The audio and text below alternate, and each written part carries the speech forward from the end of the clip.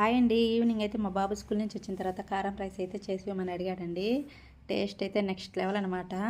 Fried రైస్కి ఏమాత్రం తీసిపోదు. ఇప్పుడైతే ఎలా చేయాలో చూసేద్దామండి. ముందుగా అయితే కడాయి పెట్టేసుకొని ఒక 2 స్పూన్ల వరకు ఆయిల్ వేసేసుకొని 1 స్పూన్ వరకు జీలకర్ర యాడ్ చేసుకొని జీలకర్ర చిటపటలాడిన తర్వాత ఉల్లిపాయ ముక్కలు పచ్చిమిర్చి ముక్కలు వేసేసుకొని నెక్స్ట్ అయితే ఒక 1/2 స్పూన్ వరకు అల్లం వెల్లుల్లి పేస్ట్ వేసేసి లో ఫ్లేమ్లో పెట్టేసుకొని ఫ్రై చేసుకుందామండి పచ్చివాసన పోయేంత వరకు.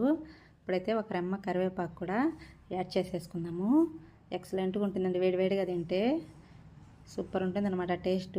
ఇప్పుడైతే రైస్ అంతా వేసేసుకుందాం. రైస్ వేసిన తర్వాత హై ఫ్లేమ్లో పెట్టేసుకుందాము. ఒక 1/2 స్పూన్ పసుపు, ఒక 1/2 స్పూన్ వరకు కారము, టేస్ట్కి తగ్గట్టు సాల్ట్ యాడ్ చేసుకుందాం. స్పైసీ అనేది మన ఇష్టం అండి, పచ్చిమిర్చి చేసాం కాబట్టి చూసేసుకుంటే బాగుంటుంది.